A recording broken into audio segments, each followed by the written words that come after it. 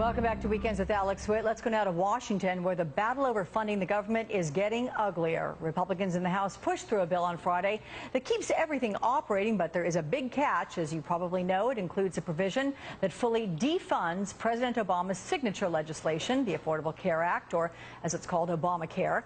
If it's not resolved, the government shuts down in 9 days. Joining me now, Democratic Congressman Jim McDermott, a member of the House Budget Committee. Representative McDermott, thank you for joining us. It's my pleasure, Alex. So earlier this morning, sir, I spoke with your colleague, Democratic Congressman John Yarmuth, and he told me there will be a government shutdown in 9 days. What do you think?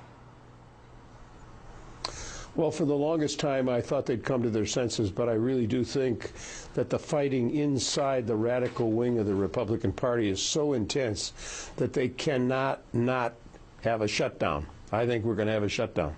Okay, so what can be done to avoid that shutdown? I mean, can you and fellow Democrats do anything along with the White House in terms of making a compromise on any of their spending bill demands? No, the Republicans are fighting among themselves to such an extent that there's almost nothing we can offer them or do with them. They won't talk to us. They are intent on stopping the Affordable Care Act, the Obamacare.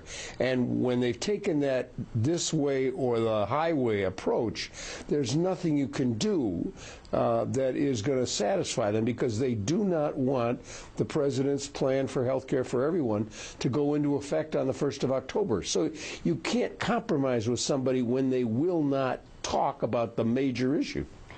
Representative McDermott, you may have seen the web video that was put out by Speaker Boehner this week, in which he asks, why is the Obama administration willing to negotiate with Putin on Syria but not with Congress to address Washington's spending problem?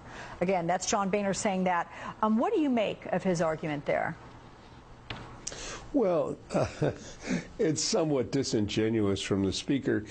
The president has offered again and again to sit down with people, but the Republicans never come out with a proposal that doesn't wipe out the health care bill.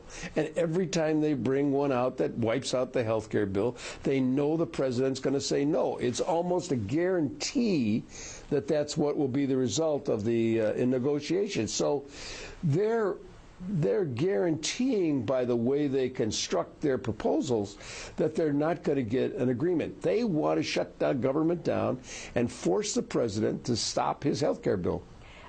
We've asked a Twitter question today, who most people will blame if there is a government shutdown. We're going to get to the answers overall from that. But do you worry that Democrats will be lumped in? Of course, the implication is most of our viewers have said that GOP will be responsible. But do you worry that the Democrats will also be implicated in this, and that could play out in the 2014 elections?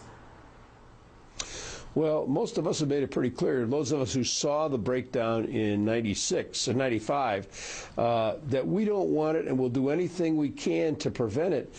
But this is such an issue without any compromise in it that the people are going to have to decide, do they want the Republicans who want to deny them universal health care coverage, do they want them to continue doing this kind of behavior in the House? They've done it 42 times, and they are absolutely intent on it, and they're going to go down with it.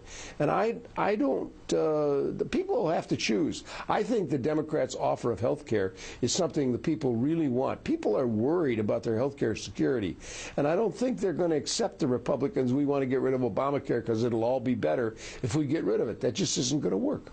If Republicans, sir, in the House don't really believe that the Senate is going to send them back something that they can agree upon and do something productive, what is the incentive here? I mean, is this really, they're trying to adhere to Republican ideology? Is this politics? Can you not separate the two? Well, there's probably two reasons here. One is you have a very large group of people who are very new to the political process, and they don't really understand what the government does. They don't have any concept of what's going to be like in 9 days if the government stops. When they lock the doors to all the national museums, they lock people out of the national parks. The State Department no longer issues visas so people can't go on cruise